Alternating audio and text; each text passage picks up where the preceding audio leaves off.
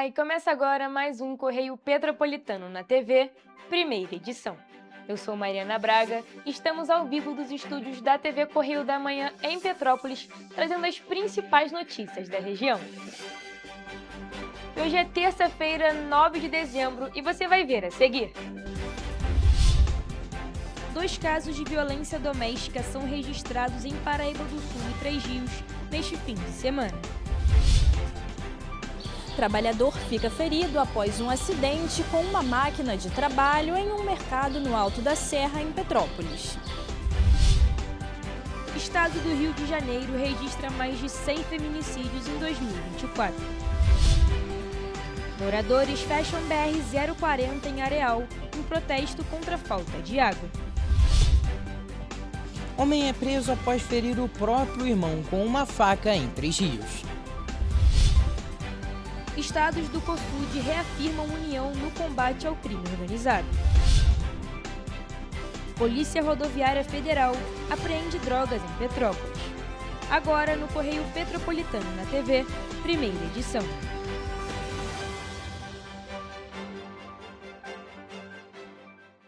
Dois casos de violência doméstica mobilizaram equipes do 38º Batalhão de Polícia Militar neste fim de semana em Paraíba do Sul e também em Três Rios. Em uma das ocorrências, a vítima conseguiu pedir socorro de forma discreta pelo celular, evitando uma tragédia. Na madrugada desta segunda-feira, policiais militares de Werneck prenderam um homem de 44 anos acusado de agredir e ameaçar a companheira de 36 anos na rua Brasília.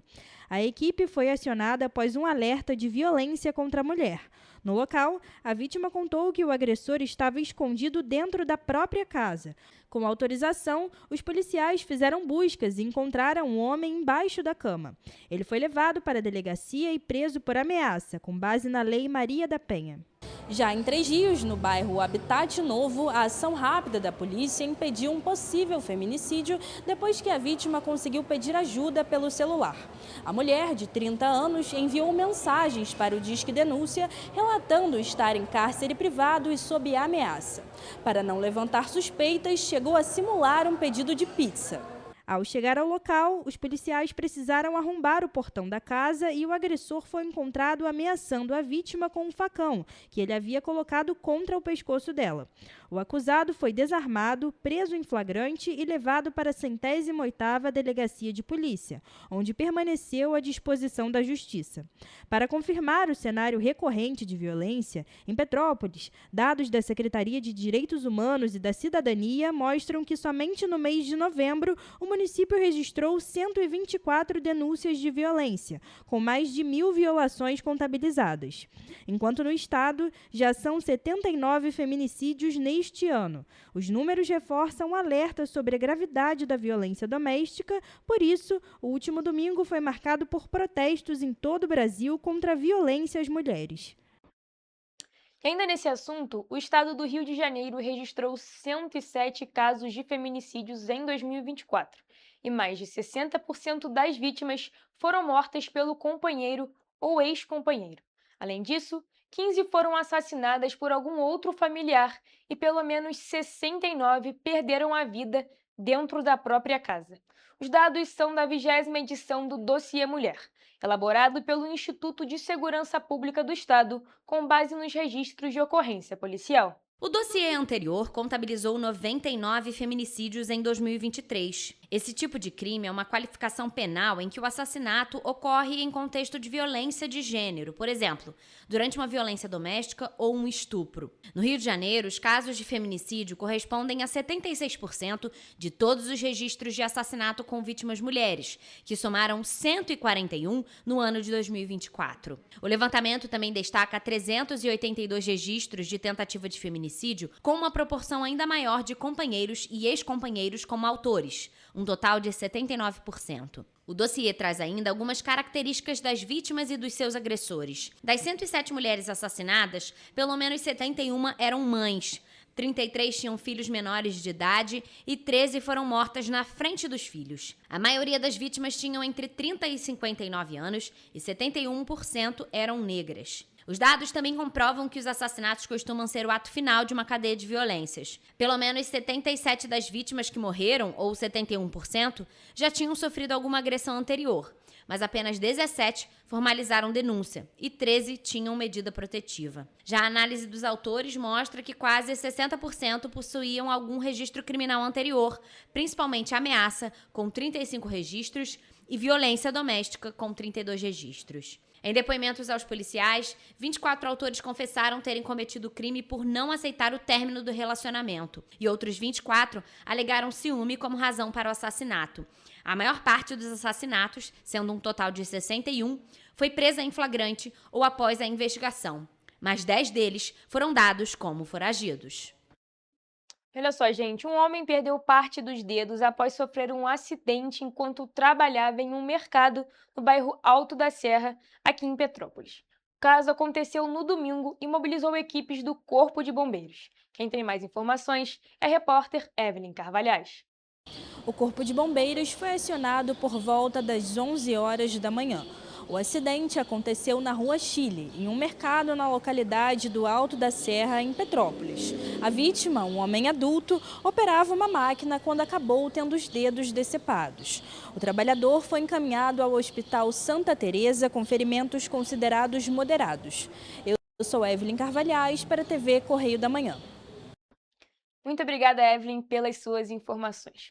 Olha, moradores de Areal fecharam a BR-040 no início da noite de sábado em um protesto contra a falta de água no bairro Vila Adelaide. A manifestação provocou a interdição total da rodovia e o fechamento preventivo da praça de pedágio.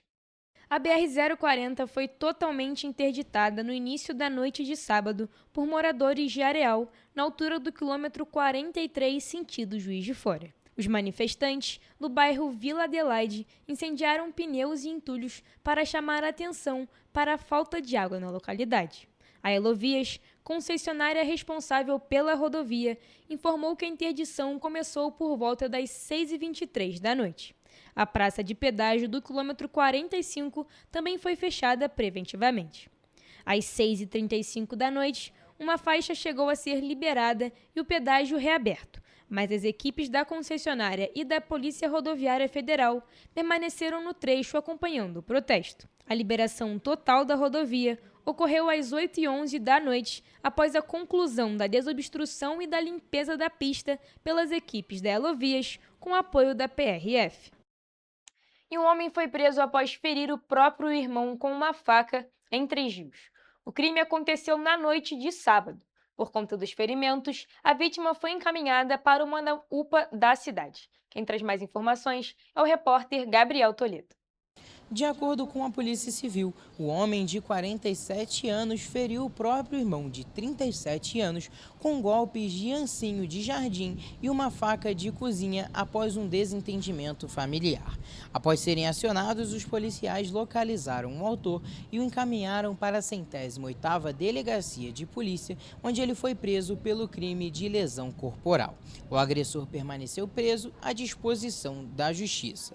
A faca de cozinha utilizada no crime foi apreendida. Gabriel Toledo, de volta aos estúdios. Muito obrigada, Gabriel, pelas suas informações. Os governadores dos estados das regiões Sul e Sudeste reafirmaram no sábado o compromisso de atuar juntos no enfrentamento ao crime organizado.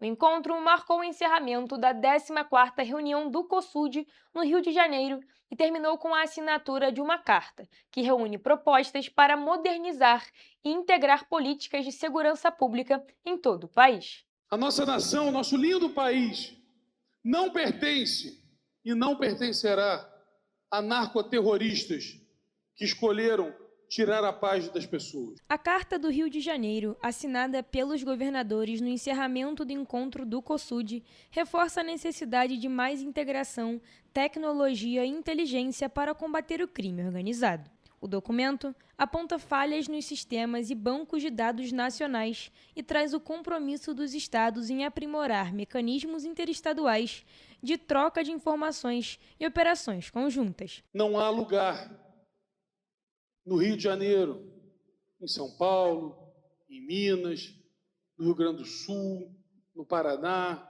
no Espírito Santo, em Santa Catarina, em todos os outros rincões do Brasil que as forças de segurança não possam entrar.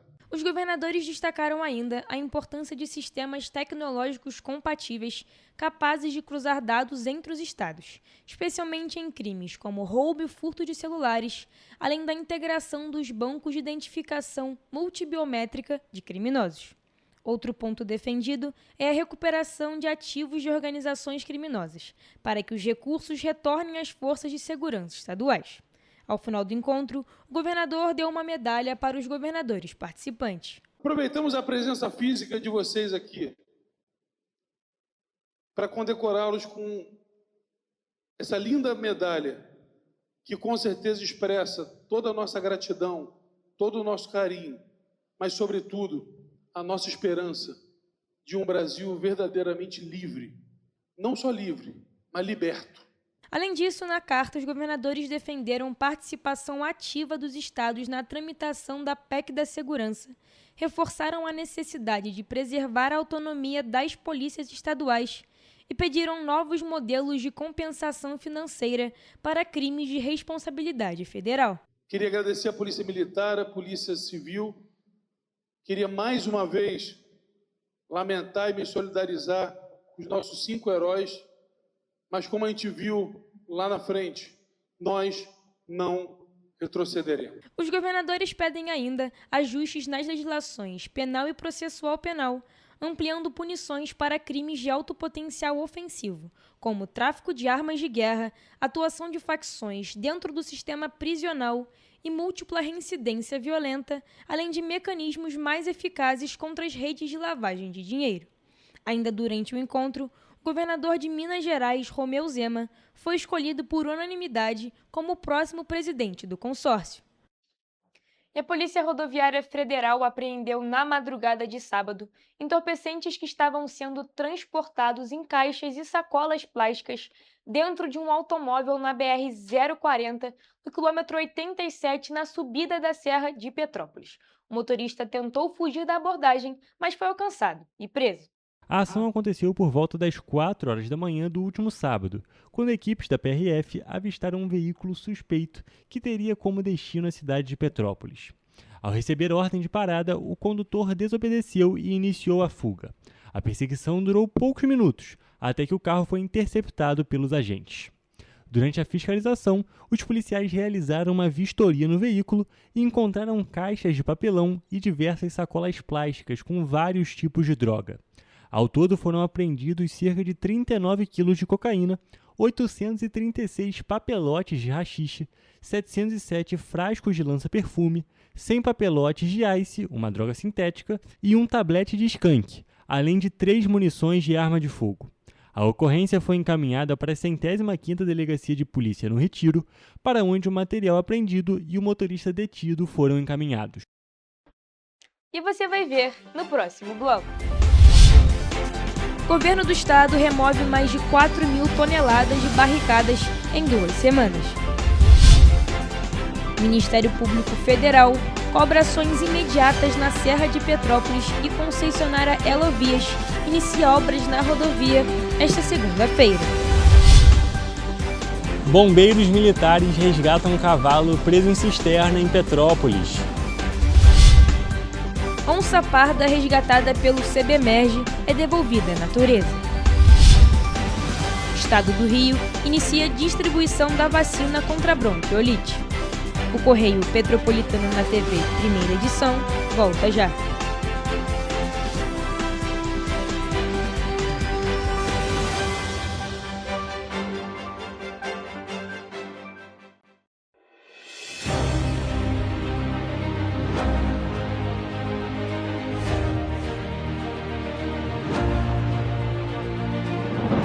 Não é jornalismo de direita, é jornalismo direito.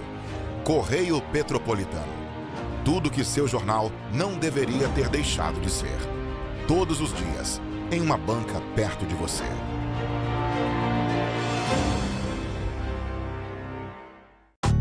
Rio de Janeiro, atração o ano inteiro. Tem descanso, tem folia.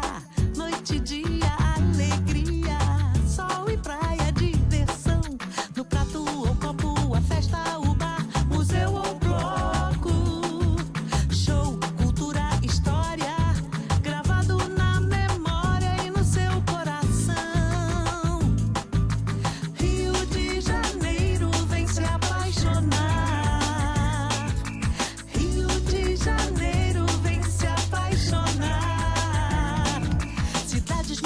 praias, campo, mata, serra e trilha, em estado de emoção. Tem o Rio de Janeiro, que você já ama, e o Rio, que ainda vai conquistar você.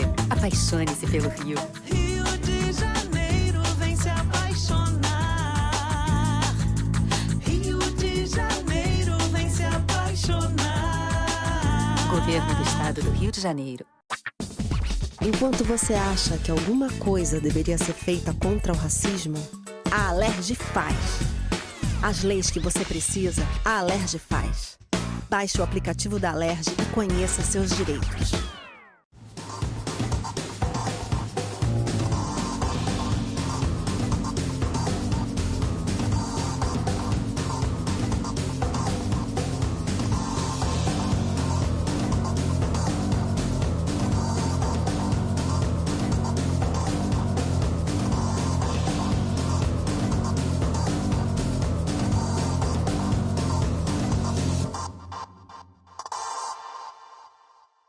Petrópolis, uma cidade histórica, que agora tem um novo ponto de conexão. O Correio Petropolitano se renovou e leva o que de mais importante acontece na cidade, de maneira mais ágil e acessível. Acesse as notícias de Petrópolis de maneira rápida e prática, onde quer que você esteja. Fique por dentro dos acontecimentos da cidade, da política, da cultura e muito mais. Correio Petropolitano. A informação de qualidade a um clique de distância. Acesse www.correiopetropolitano.com.br.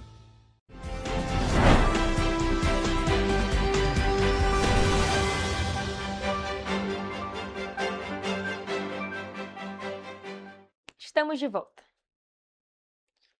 E o governo do estado segue avançando na retirada de barricadas instaladas por criminosos em várias regiões do Rio de Janeiro. Em 2 semanas, mais de 4.000 toneladas de entulhos e estruturas ilegais já foram removidas, reabrindo mais de 700 vias para circulação. E na segunda-feira, a Operação Barricada Zero continua em 3 municípios da região metropolitana. O governo do estado dá continuidade nesta segunda-feira à Operação Barricada Zero nos municípios do Rio de Janeiro, Duque de Caxias e São Gonçalo. Em apenas 2 semanas, o trabalho integrado entre estado e prefeituras já retirou mais de 4.000 toneladas de barricadas na capital, São Gonçalo, São João de Meriti, Nova Iguaçu e Duque de Caxias. Além disso, no total, mais de 700 vias foram reabertas à circulação. Nesta segunda, as equipes atuaram na zona norte do Rio, nos complexos do Lins e do Chapadão. Em Duque de Caxias, os esforços se concentraram no bairro Campos Elíseos, incluindo as comunidades do Massapê e Vila Queiroz. Em São Gonçalo, a operação segue avançando na comunidade Jardim Catarina. Coordenada pelo Gabinete de Segurança Institucional, a Operação Barricada Zero reúne equipes da Polícia Militar, Polícia Civil, além de secretarias e órgãos estaduais e municipais. O trabalho utiliza retroescavadeiras, rompedores hidráulicos e caminhões para acelerar a retirada das estruturas e, sempre que possível, realizar a recuperação imediata das vias.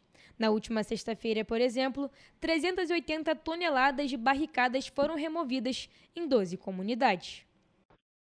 E agora, mudando de assunto, o Ministério Público Federal realizou uma reunião técnica para acompanhar a nova concessão da BR-040-495, operada pela concessionária Elovias. O objetivo é cobrar medidas urgentes de segurança, principalmente na Serra de Petrópolis, considerando que o período de chuvas se aproxima. A reunião técnica aconteceu na sede da Procuradoria da República, em Petrópolis. O objetivo foi acompanhar os primeiros passos da nova concessão da BR-040, agora sob responsabilidade da Elovias. Entre os principais temas estiveram o chamado Plano de 100 Dias, a conservação da rodovia e a segurança dos motoristas. A Procuradora da República, Luciana Gadelha, demonstrou preocupação com a Serra de Petrópolis e cobrou prioridade nas intervenções, incluindo obras de contenção, serviços de roçada, limpeza nos dispositivos de drenagem e melhorias na sinalização horizontal, vertical e no pavimento das vias. Até a data do encontro, nenhuma obra havia sido iniciada no trecho. Vale lembrar que a Serra de Petrópolis é um dos pontos mais críticos da BR-040, principalmente em períodos de chuva. Por isso, o Ministério Público Federal deu um prazo de 15 dias para que a Elovias atualize o plano de atendimento de emergências, em parceria com a Polícia Rodoviária Federal. O documento ainda é o mesmo da antiga concessionária e precisa ser adaptado com urgência para o período de chuvas. Nas ruas, os petropolitanos demonstram insatisfação com a situação atual. Está horrível, né? Está muito defasada, né? A estrada não comporta mais o movimento que tem. Tem muito a melhorar, Mas eu acho que com essa nova concessão aí eles vêm para melhorar. Enquanto isso, a Elovias anunciou que começou, no dia 8 de dezembro, a revitalização da sinalização horizontal na subida da Serra de Petrópolis. Para garantir a segurança e a fluidez do tráfego, os trabalhos vão acontecer sempre no período noturno, das 9 horas da noite às 4 da manhã, para reduzir impactos no trânsito, principalmente durante o Natal Imperial e as férias de fim de ano. A Elovias, em nota, recomendou ainda que os motoristas redobrem a atenção e respeitem os limites de velocidade ao trafegar pela região durante o horário de obras. Uma equipe do Corpo de Bombeiros do Rio de Janeiro realizou o resgate de um cavalo que caiu em uma cisterna desativada, localizada dentro de uma área de mata em Petrópolis. O animal havia desaparecido durante a noite e foi encontrado pelos proprietários horas depois, no último sábado. Ele estava preso em uma abertura estreita e sem possibilidade de sair sozinho. O repórter Hugo Petersen é quem traz mais detalhes sobre o resgate. O local onde o cavalo se encontrava apresentava grandes desafios para a operação. De acordo com os bombeiros, a cisterna ficava em terreno irregular e não permitia o acesso de viaturas ou maquinário de apoio. Diante disso, os militares tiveram que adotar técnicas manuais de resgate. Antes da intervenção, por meio de contato com especialistas, os militares decidiram realizar a remoção do animal por plano inclinado. Para isso, os bombeiros utilizaram tapumes do quartel e partes de um tripé específico para resgate de animais de grande porte, adaptando o equipamento como rampa. O cavalo foi protegido com lona e teve os olhos cobertos para reduzir o estresse durante todo o procedimento. Com a técnica aplicada, os bombeiros conseguiram retirar o cavalo da cisterna na primeira tentativa. Apesar do susto, o cavalo não apresentou ferimentos graves e se recuperou bem após o salvamento. Hugo Petersen para a TV Correio da Manhã. Muito obrigada, Hugo, pelas suas informações. E ainda falando sobre animais, uma onça parda que tinha sido resgatada pelo Corpo de Bombeiros em setembro, em Resende, no estado do Rio de Janeiro, foi solta na natureza na última semana. O animal ficou internado desde o momento de seu resgate no hospital veterinário do município. A onça parda, resgatada no fim de setembro pelo Corpo de Bombeiros Militar do Estado do Rio de Janeiro, no município de Resende, voltou ao seu habitat natural. A soltura ocorreu na última quinta-feira em uma área de transição entre o Parque Estadual da Pedra Selada e o Parque Nacional de Itatiaia, uma região preservada e ambientalmente adequada para a espécie. Essa ação contou com o apoio de veterinários do Zoológico Municipal de Volta Redonda, que acompanharam o processo e atestaram o bem-estar do animal. Para relembrar a situação, no dia 27 de setembro, moradores do bairro Fazenda da Barra 2 encontraram a onça parda circulando em uma área urbana e acionaram o CEBEMERGE, que enviou equipes especializadas para a captura. A operação contou com o apoio de veterinários da prefeitura e seguiu os protocolos de segurança, visando a preservação das vidas humanas e a proteção do animal. A onça foi encaminhada ao Hospital Veterinário Municipal de Resende para avaliação e, posteriormente, transferida para o Zoológico Municipal de Volta Redonda. Lá ficou em observação até a estabilidade clínica e o preparo adequado para o retorno ao ambiente natural. E agora falando sobre eventos, o primeiro fim de semana de dezembro, com a abertura do Natal Imperial, a taxa média de ocupação hoteleira aqui da cidade ficou em 88,20%.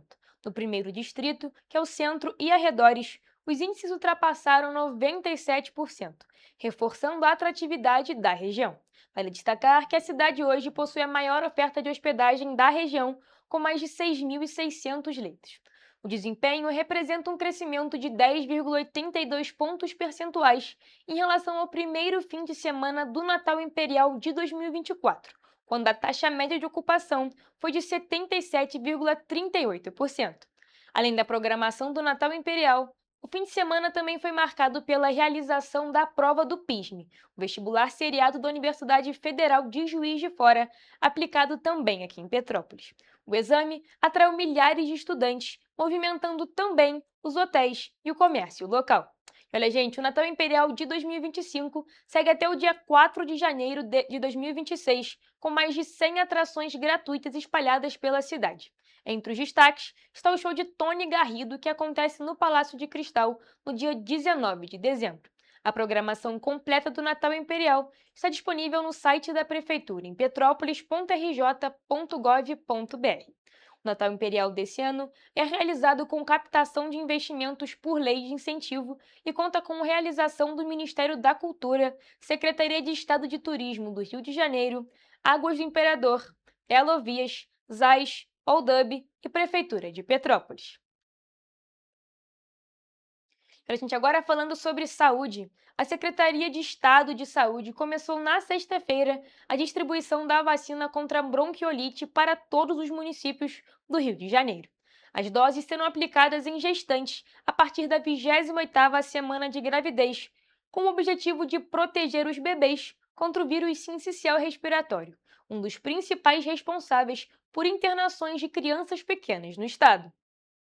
A entrega das vacinas começou na sexta-feira na Central Geral de Armazenagem da Secretaria de Saúde em Niterói. Ao todo, o Ministério da Saúde enviou 47.720 doses para o Rio de Janeiro. Em Petrópolis, a Secretaria Municipal de Saúde informou que a cidade recebeu, no sábado, dia 6, um lote com 810 doses da vacina contra o vírus sincicial respiratório, que começou a ser distribuído nas 16 salas de vacina nesta segunda-feira. Já a vacinação está prevista para começar na terça-feira, dia 9. De acordo com o Ministério da Saúde, é importante que mais de 80% das gestantes nessa fase, a partir da 28ª semana de gestação, recebam a dose da vacina para proteger as crianças ainda antes do nascimento. O vírus sincicial respiratório é hoje um dos principais responsáveis por internações por síndrome gripal e pode evoluir para quadros de síndrome respiratória aguda grave. Somente este ano, mais de 20 mil internações por SIRAG foram registradas no estado, ligadas ao VSR, influenza, coronavírus e outros agentes respiratórios. Em Petrópolis, de janeiro a 1º de dezembro, foram 1.044 internações e 43 óbitos. Essa é uma vacina para o público de gestantes a partir da 28ª semana de gestação. Ela protege os bebês antes de nascer contra doenças como pneumonias e a bronquiolite. Então, são doenças que levam os bebês, após o nascimento, menores de 2 anos, a um alto nível de internação e também formas graves e óbitos. Olha, gente, as doses já estão disponíveis aqui em Petrópolis nas 16 salas de vacinação distribuídas pelo município. Para receber o imunizante, a gestante deve apresentar documento de identificação com foto, pode ser o RG ou também o CPF, e comprovante da idade gestacional, que pode ser o cartão de pré-natal, laudo de ultrassonografia ou documento médico que atestar a partir da 28ª semana. Então é muito importante quem puder ir se proteger e se vacinar. Olha, vamos agora para um rápido intervalo, mas não sai daí, porque já temos o Correio Esportivo.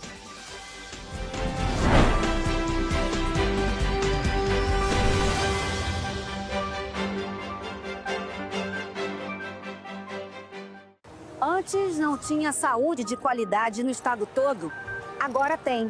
Agora tem o Rio Imagem Baixada, que atende milhares de pessoas em toda a região.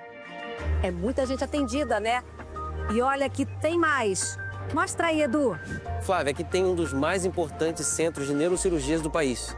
O Instituto Estadual do Cérebro teve a capacidade dobrada para cirurgias de tumores. E tudo gratuito, pelo SUS. E tá melhor no estado todo, certo, Gisele? Com certeza, Flávia. Antes, só alguns municípios do estado tinham ambulâncias do SAMU. Agora, todos os 92 municípios do estado têm. E ainda tem o Instituto Estadual de Olhos, com capacidade de realizar mais de 400 cirurgias e 1.000 consultas por mês. O Rio tem um governo que trabalha muito Primeiro ele faz, depois ele mostra. Como tem que ser, né?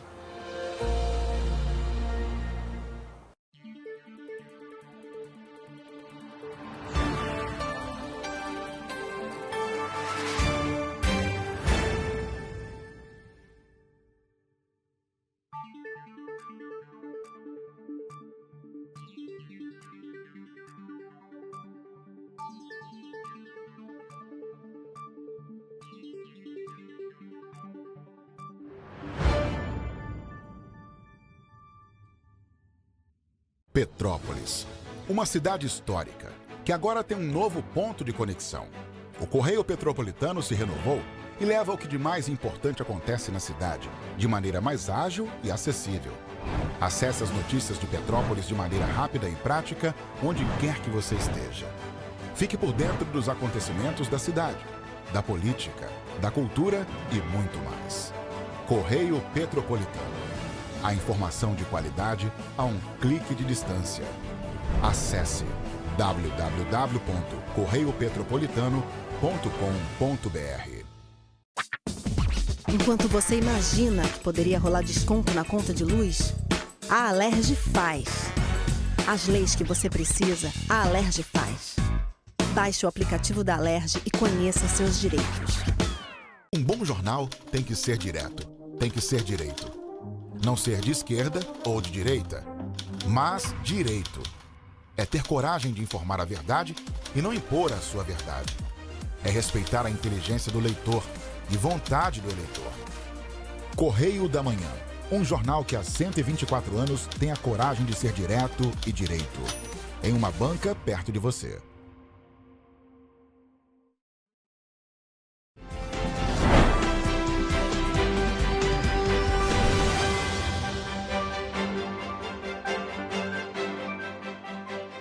Estamos de volta.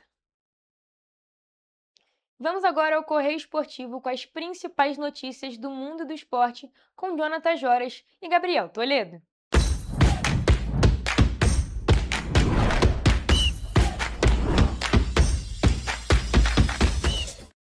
Começamos agora mais um Correio Esportivo, o momento de focar em esportes aqui na TV Correio da Manhã.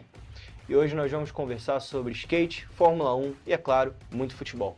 Começamos a nossa edição falando sobre o Leão da Serra. Isso porque neste sábado o Serrano empatou em 0-0 com um bom sucesso no estádio Leônidas da Silva e conquistou o título da Série B1 estadual. O título veio por conta da vantagem construída no jogo de ida, quando o time de Petrópolis venceu por 2-1 de virada e abriu o caminho para levantar a taça após 26 anos. E na partida decisiva, o Serrano soube administrar o placar agregado e conteve a pressão do bom sucesso que precisava virar o jogo. Com o apito final, jogadores, comissão técnica e principalmente os torcedores celebraram o fim de um jejum histórico, já que a última conquista havia sido em 1999. Jonathan, eu acho que o Serrano foi com uma vantagem muito boa para esse segundo jogo. Foi para empatar e conseguiu sair com a vitória, pode dizer, e principalmente com o título. Com certeza, Toledo, até porque o Serrano tinha o regulamento debaixo do braço, tinha feito o 2-1 dentro de casa e bastava apenas empatar o jogo, que foi o que aconteceu, e sair com a taça, né? Desde 1999, né? Já tinha tempo que os torcedores do Serrano, os torcedores do Leão da Serra, não viam uma taça, né?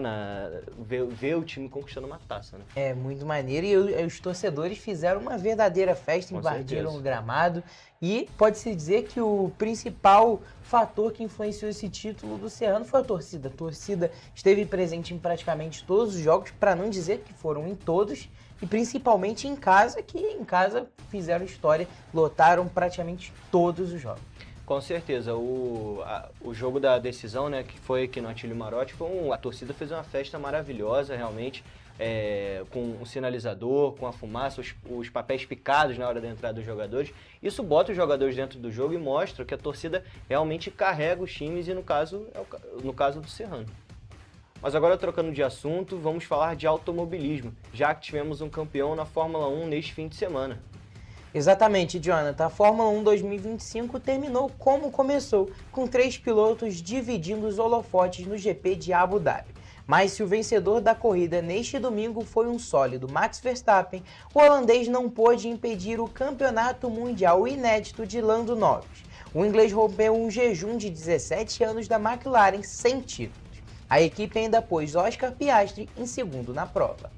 Bom, e o brasileiro Gabriel Bortoleto, por sua vez, não conseguiu se manter na zona de pontuação, largando em sétimo, foi superado por Fernando Alonso e na parte final da prova por Esteban Ocon, Oliver Berman e Lance Stroll. Parando uma vez na volta 16, o calouro seguiu o bicampeão rumo ao top 10, até perder posições no giro 40. Porém, se beneficiou da punição de Birman e, por direção errática, foi a 12º e a 11º. Jonathan, o Verstappen tentou de tudo para ser campeão, mas o Lando Norris foi campeão por apenas 2 pontos de diferença. O Verstappen foi buscar nessa reta final, mas não conseguiu. Eu acho que essas pontuações mínimas, né, que ficam de diferença é o que dá emoção na Fórmula 1, né, no automobilismo. O Verstappen, de fato, é um corredor muito sólido, mas eu acho que o destaque dessa temporada realmente é o Lando Norris. Foi o mais consistente. O Verstappen não começou tão bem essa temporada, mas tentou surpreender, mas não foi o caso. Toledo, agora a gente vai dar destaque para 2 esportes que o Brasil fez história nesse fim de semana. Isso aí, Jonathan. E a gente começa pelo skate. Com apenas 17 anos, Raíssa Leal faturou o tetracampeonato do Super Crown, final do circuito mundial SLS de Skate Street. Além da brasileira, 4 atletas japonesas foram à final. A australiana Chloe Covell também esteve na decisão. A fadinha, como Raíssa é conhecida, abriu os trabalhos em São Paulo com uma nota 8.3. Na sequência, fez 7.5, seguindo na ponta. Depois, com 8.7 e 8.1, a brasileira continuou liderando. Na última volta, depois de ver as rivais caírem, Raíssa fechou com 8.7. E qual outro esporte o Brasil fez história, Jonathan? E foi no futsal feminino, Toledo, isso porque o Brasil agora é campeão mundial da modalidade. Na manhã de domingo, a seleção bateu Portugal por 3-0 e ficou com o título em Manila, nas Filipinas. A equipe fechou essa, que foi a primeira Copa do Mundo feminina de futsal organizada pela FIFA, com 100% de aproveitamento. O primeiro gol da decisão foi de Emily Marcondes. Ela recebeu o passe de Ana Luísa e bateu firme para abrir o placar. O gol levou a brasileira à liderança da artilharia geral com 7 gols, ao lado da espanhola Irene Córdoba e da portuguesa Lídia Moreira. E vamos voltar a falar de futebol porque tivemos neste fim de semana a última rodada do Brasileirão 2025. E foi uma rodada em que o Flamengo poupou e protagonizou um jogão. O Fluminense amassou, o Botafogo tentou e o Vasco foi massacrado. Jonathan, uma rodada assim muito importante. O Flamengo já era campeão, o Vasco já não estava disputando tantas coisas e o Fluminense e Botafogo estavam disputando ali uma vaga direta na Libertadores. Exatamente, Toledo. Eu diria que essa rodada ela foi importante para todos os times abaixo do G4, porque o Fluminense tinha uma disputa, né? O Vasco ainda buscava uma Sul-Americana, ainda tem chance, né, da Sul-Americana por conta da pré-Libertadores, a decisão da Copa do Brasil, e o Botafogo também buscava a vaga direta na Libertadores, que no caso não conseguiu. Mas eu acho que assim, o Flamengo e o Mirassol, apesar do Flamengo ter ido com um time, né, um time misto, foi um jogão 3-3, né? Foi um dos melhores jogos do campeonato e ninguém esperava. Eu, por exemplo, esperava que o Mirassol fosse ganhar, principalmente porque estava jogando em casa, mas o Flamengo entrou com o Sub-20, o Sub-20 entrou com uma vontade de agora é minha chance, né? Aí foi um jogo muito duro, um 3-3 com vários golaços, inclusive. Um dos melhores jogos do campeonato para fechar com chave de ouro a participação desses 2 times, que o Flamengo foi campeão e o Mirassol fez história. E agora falando sobre o jogo do Botafogo e Fortaleza, Botafogo rebaixou Fortaleza junto com o Ceará. E o Botafogo estava tentando uma vaga direta na Libertadores, mas dependia do jogo do Fluminense contra o Bahia, que também era o rival direto, mas o Fluminense ganhou e já está classificado diretamente para a Libertadores. O Fluminense teve muita dificuldade para jogar no início, o Bahia tem aquela marcação-pressão em cima, o Rogério Ceni arma o time fica todo da linha do meio campo para frente, e o Fluminense estava com muita dificuldade para sair por não ter jogadores de tanta qualidade, mas no fim eu acho que o Bahia cansou e o Rogério Ceni já demonstra insatisfação com o elenco nas coletivas de imprensa. Ele deu uma entrevista até um pouco engraçada, mas enfim, acho que o Botafogo demonstrou a superioridade que ele tem em cima do Fortaleza, né? Um outro fator que é importante, acho que o que mais surpreendeu, além da rodada dos cariocas, foram rebaixados, né? Exatamente. O Ceará, que vou te falar, há umas 10 rodadas atrás, eu botava ali no meio de tabela, até tentando buscar uma Libertadores ali, bem perto entre Sul-Americana e Libertadores. E foi rebaixado porque fez uma reta final muito ruim. E o Vasco também, voltando a falar dos cariocas, tomou um 5-0 para o Atlético Mineiro nessa última rodada. E eu ouso dizer que se tivesse mais uma, o Vasco corria sérios riscos de ser rebaixado. A sorte, não sei se é a melhor palavra, mas assim, ainda bem que o Vasco goleou o Inter por 5-1 e teve aquela gordura ali para a última rodada, né? Porque se o Vasco desse mole, poderia cair, igual o caso do Ceará, né? Que tinha tudo pro Inter cair, o Inter ou o Santos, e caiu o Ceará e Fortaleza. Exatamente. O Vasco, nessa reta final, foram 8 jogos, 7 derrotas. É um resultado, assim, muito ruim. E no Campeonato Brasileiro, no geral, foram 38 rodadas e 19 derrotas. Ou seja, um turno inteiro só de derrotas. Um resultado que não condiz com a camisa e muito menos com a habilidade dos jogadores do Vasco, que também não são ruins. Com certeza, com o próprio trabalho do Diniz, que obviamente melhorou na segunda metade do campeonato para frente, né? Ainda no primeiro teve um pouco de dificuldade, ainda não tinha encontrado, o Verratti não ia para o banco, agora o Verratti no banco, se a gente vê que o time que o Verratti estava, né, contra o Atlético Mineiro foi o time que tomou 5-0, enfim. E faltou, acho que nesses momentos, um pouco do Ryan. Exatamente. Olha, Jonathan, a gente já falou bastante aqui, um Correio Esportivo muito recheado com vários esportes, mas a gente tem que encerrar essa edição. E é claro, a gente se vê na próxima. Um beijo.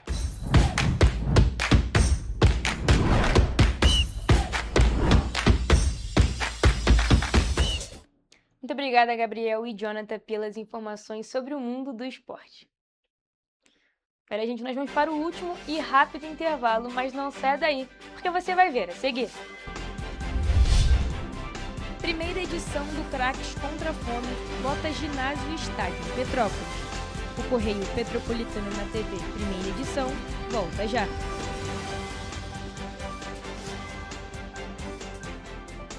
Correio da Manhã, o grupo de comunicação que mais cresce no Brasil. 5 gráficas, 5 jornais diários. Correio da Manhã, Correio Nacional, Distrito Federal, Sul Fluminense, Petropolitano e agora Correio da Manhã São Paulo. Além do Jornal da Barra, Jornal de Turismo, Revista O Cruzeiro, TV Correio da Manhã e estúdios próprios. Grupo Correio da Manhã, informação com tanta credibilidade que é impressa todos os dias. Para ter mais qualidade de vida, conte com a maior rede de academias de Petrópolis. Aqui na Corper, com uma mensalidade, você utiliza todas as unidades: Centro, Bingen, Itamaraty e Itaipava. Com planos a partir de R$ 98,00, a academia oferece ambientes modernos para você cuidar da sua saúde com segurança. Os espaços contam com dezenas de aparelhos de musculação, diversos equipamentos para aeróbico e funcional, além, é claro, de profissionais qualificados e uma extensa grade de aulas coletivas, que inclui dança, bike, jump, wolf fit, step fit, entre outras. Nossas estruturas são equipadas com salas de musculação e aulas coletivas, salas de avaliação física e nutricional, vestiários e estacionamentos amplos. Venha nos fazer uma visita e surpreenda-se! Antes não tinha alimentação adequada para quem mais precisa. Agora tem. O governo do estado criou o Café do Trabalhador, oferecendo mais de 17 mil kits de café da manhã todos os dias em 40 municípios. Mas e quando chega a hora do almoço? Flávia, são vários restaurantes do povo reabertos com serviço expandido por todo o Rio. Já foram servidos mais de 43 milhões de refeições. E aí, tá bom o almoço? Muito bom. E tem novas unidades em Queimados, Belfor Roxo e Nova Iguaçu, reforçando a presença na Baixada Fluminense. E tem muito mais, né, Gisele? Tem sim, Flávia. Antes, tinha muita gente sem alimentação adequada. E com o RJ Alimenta, o governo do estado distribui 8 mil quentinhas todos os dias de café da manhã, almoço e sopa em todas as unidades. O Rio tem um governo que trabalha muito. Primeiro ele faz, depois ele mostra. Como tem que ser, né? Enquanto você pensa que poderia ganhar igual aos homens, a Alerj faz. As leis que você precisa, a Alerj faz. Baixe o aplicativo da Alerj e conheça seus direitos.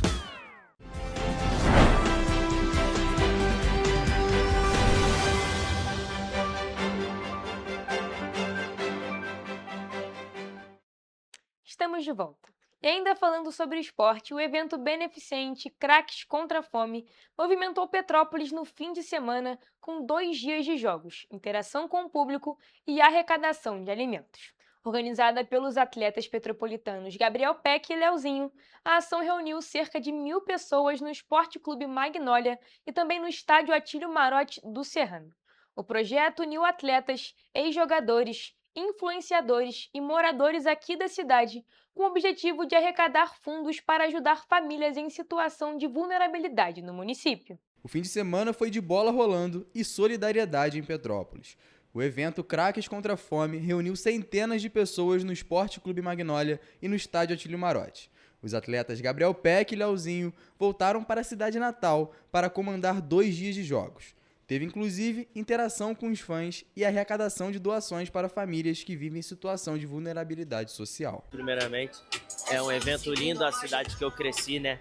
E hoje poder estar retribuindo esse carinho a todos eles é muito gratificante para mim e para o Leozinho também, que está junto nessa luta contra a fome. Acredito que esse evento vai firmar, porque o intuito maior, como eu falei, né, é ajudar as pessoas que precisam.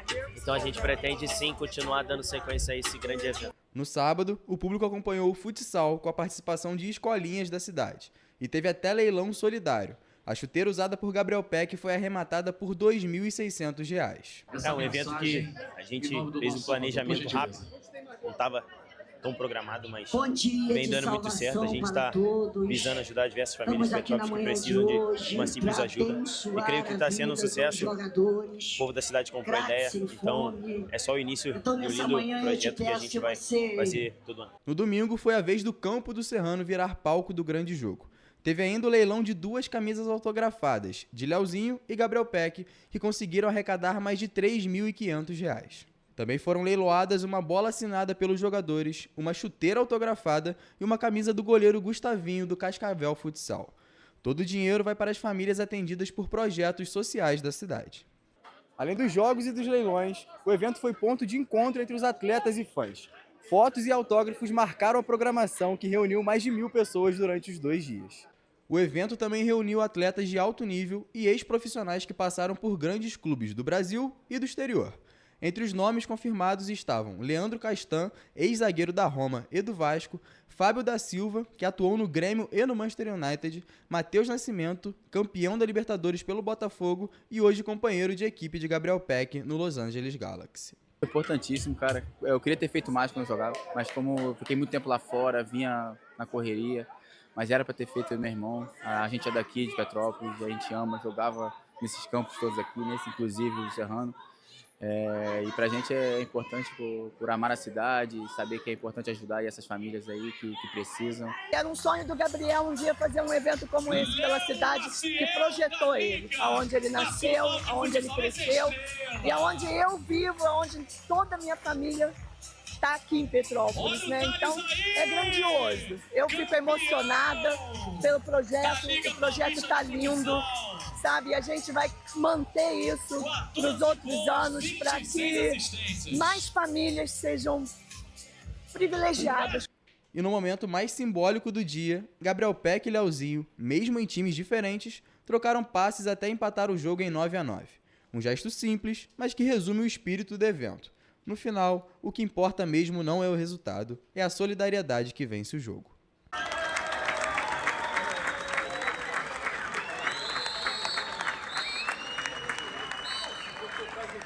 Vamos agora à previsão do tempo.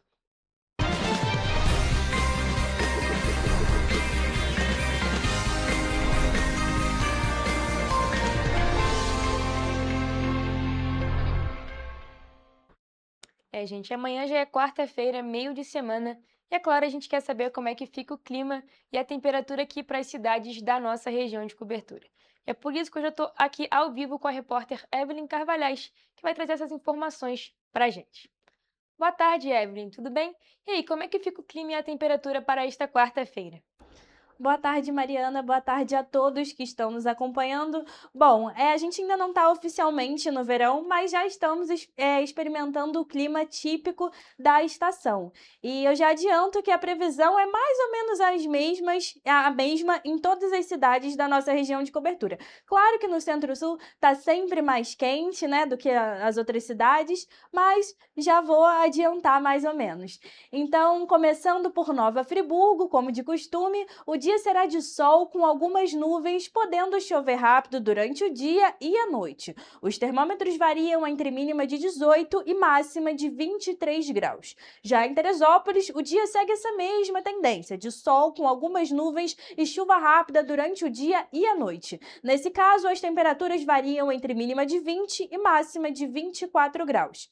Já aqui em Petrópolis, a quarta-feira será de sol com algumas nuvens e chuva passageira. À noite haverá muitas nuvens, mas o tempo fica firme. As temperaturas variam entre mínima de 19 e máxima de 25 graus. Agora, indo para a região centro-sul do estado, em Paraíba do Sul, o dia será de sol com algumas nuvens e chuva passageira. À noite também haverá muitas nuvens, mas o tempo fica firme.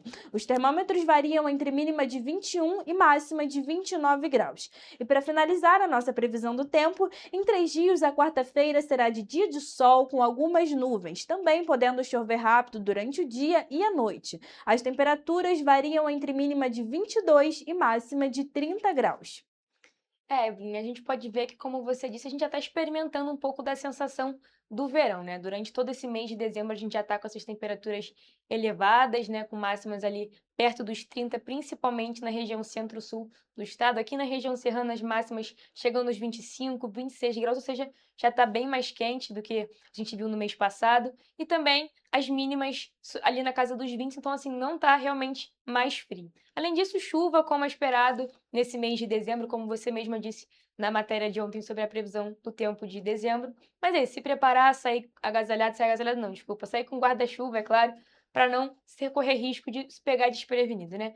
Mas, Evelyn, muito obrigada por suas informações e essa foi a nossa previsão do tempo.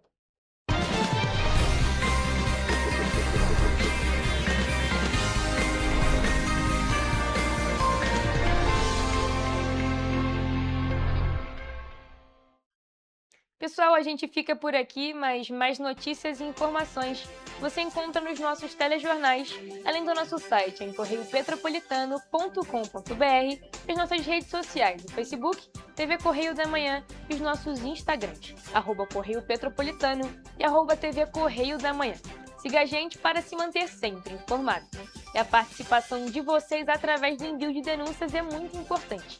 Essas denúncias podem ser enviadas através do nosso e-mail em tvccorreiodamanhã@gmail.com ou para o nosso WhatsApp em DDD 24 99248 3167. O Correio Petropolitano na TV primeira edição fica por aqui, mas amanhã a gente tá de volta. Eu espero por vocês a partir de 1h da tarde. Temos encontro marcado. Até lá!